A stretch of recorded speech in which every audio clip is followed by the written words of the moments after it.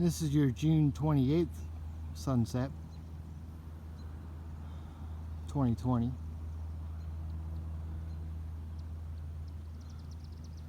Lots of nice little things going on here. Just showed you some wave clouds. That's energy flow. Doesn't show very well in the camera, but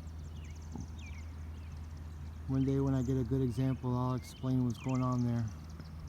A great example, actually. But well, we got the shadows. One here in the probably northwest, and then you have these. Not the big one. That's, well, it very well could be shadow, but that would be in the vicinity behind this tree if what was casting it. I don't see anything over there, so we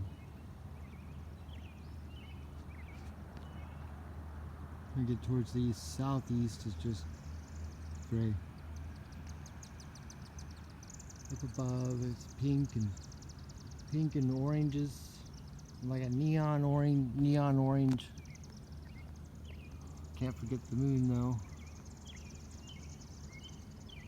It's exactly oriented how it should be, but 3 hours from now it'll be,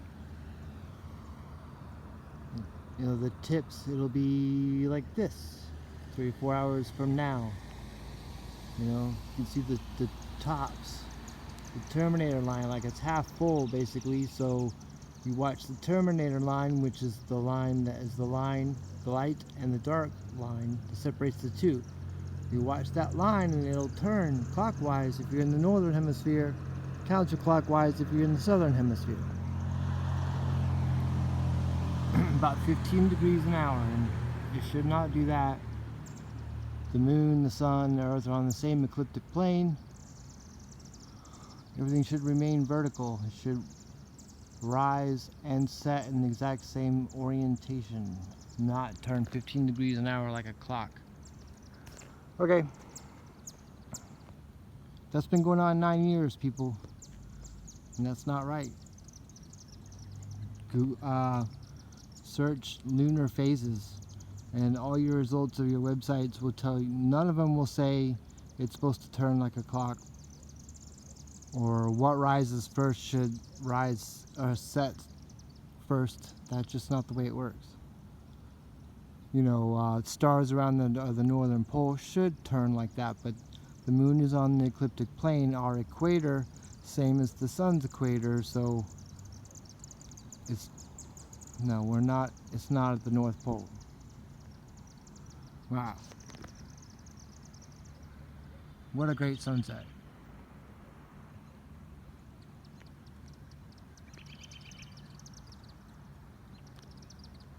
Even down there low in the mountains. You can't see the mountains, but they're there. Oh wait, yes you can, sorry. Right here, here's the tops.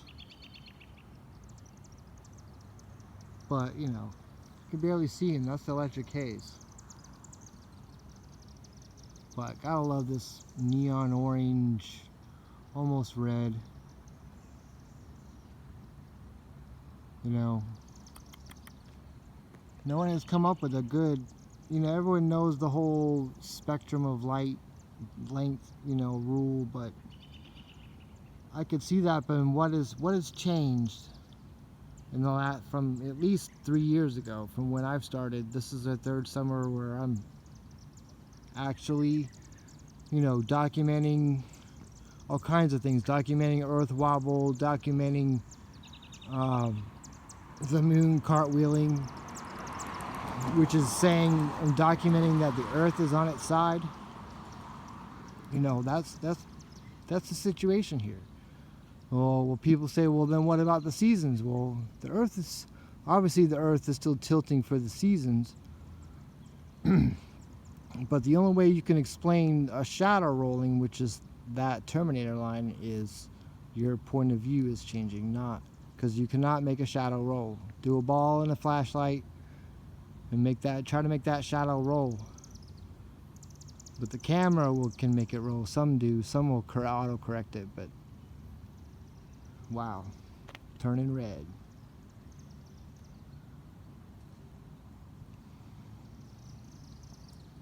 All the color is moved west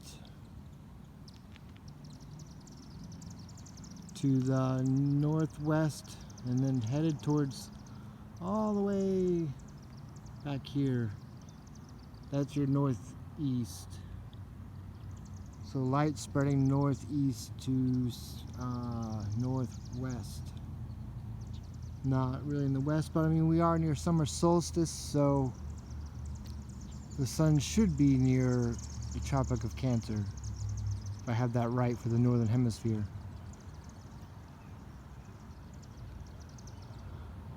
Hey, I'm kind of doing it, oh, what's his name? Spaulding, can't remember his name. Yeah, most of you guys know, may know him. He documents sunsets, has made some good catches lately in the past. I mean, I haven't watched his stuff in quite a long time, but I'm doing it 7 Spaulding style. I'm probably reversing that, but hey, everyone still knows.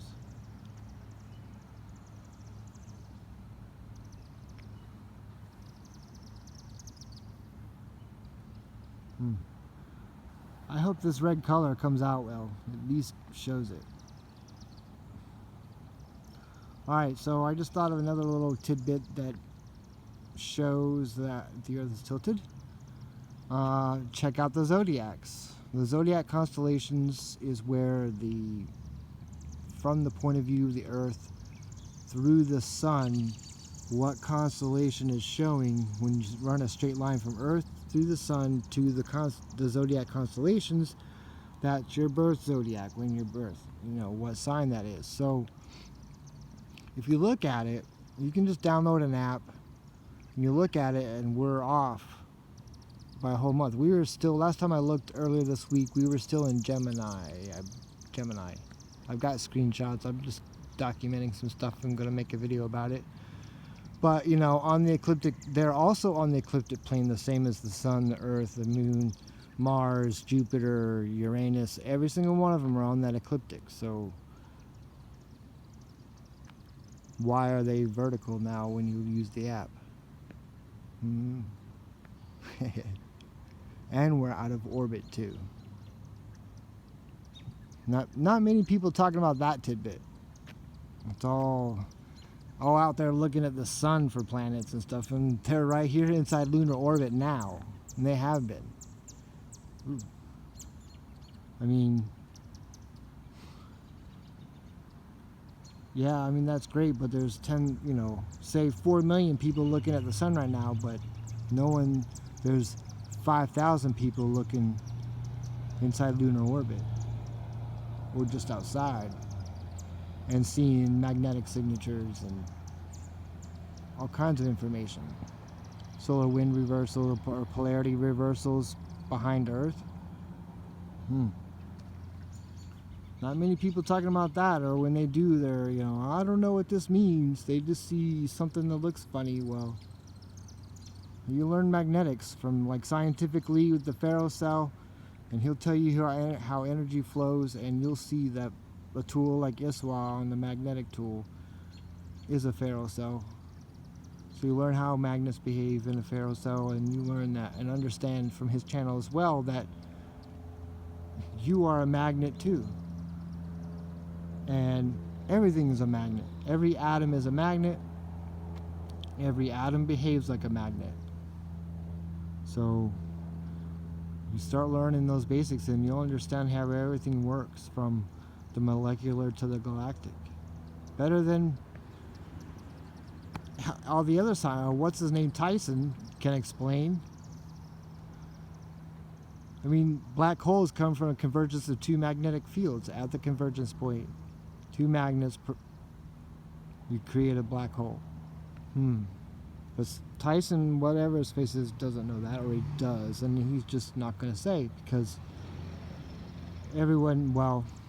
anybody who has watched Scientific Lee or is into magnets or energy understands that the field is wrong that they teach us. The north magnetic field does not reciprocate to the south end of the pole or the magnet, the other end. It comes in at the inertial line in the middle from the top and the bottom. Really, it's leaving. Wait, it's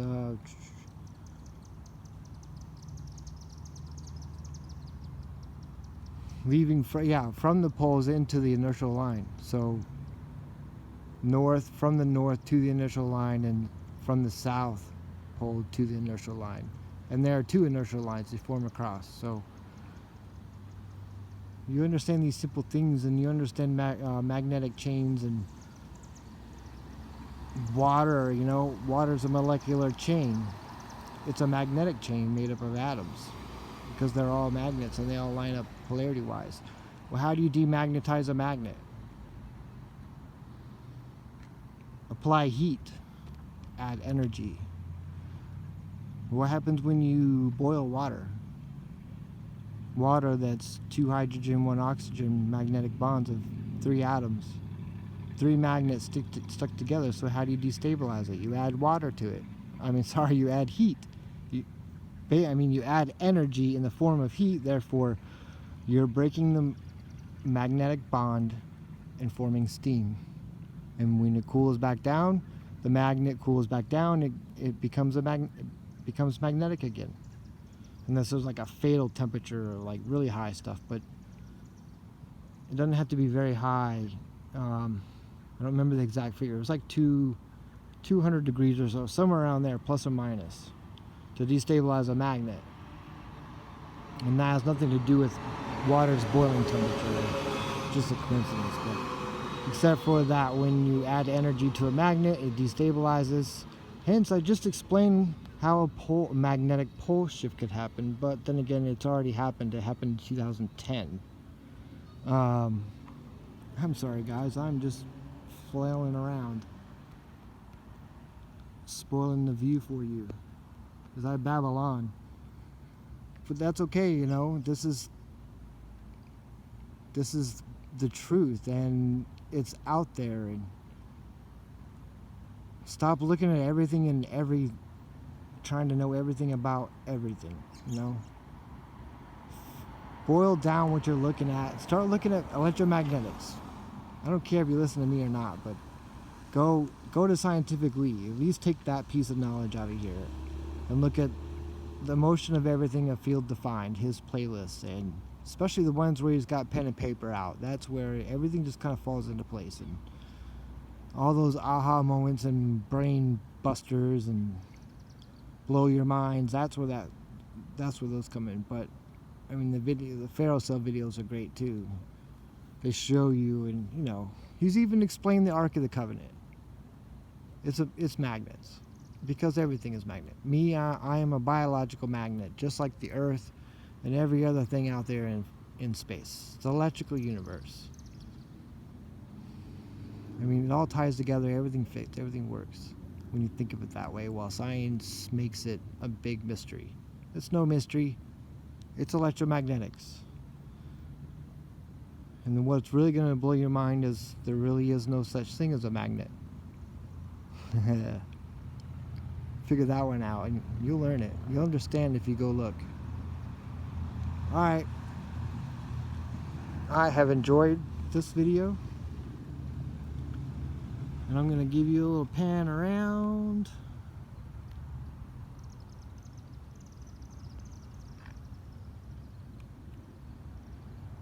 Can't forget the moon. Don't forget to look 3 to 4 hours apart. 2 times, that's it. Look at the moon, go take a nap for 4 hours, come back, look at it again. It'll be turned one way or direction depending on what hemisphere you're on.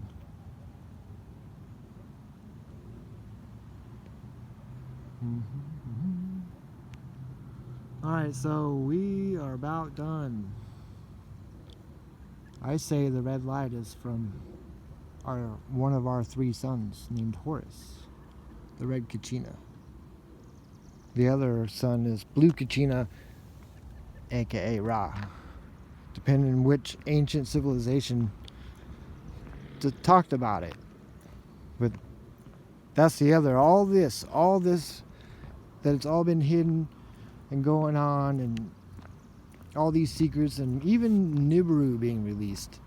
It's all a big distraction to hide the fact that we live in a trinary system. We've seen their magnetic signatures. We've documented them. We, including actually Eric Briggs, aka Angry Catfish Briggs. That's his YouTube. If you see my video and you don't know of him, that's where you need to go. You need to just close down my video and go see Angry Catfish Briggs on YouTube.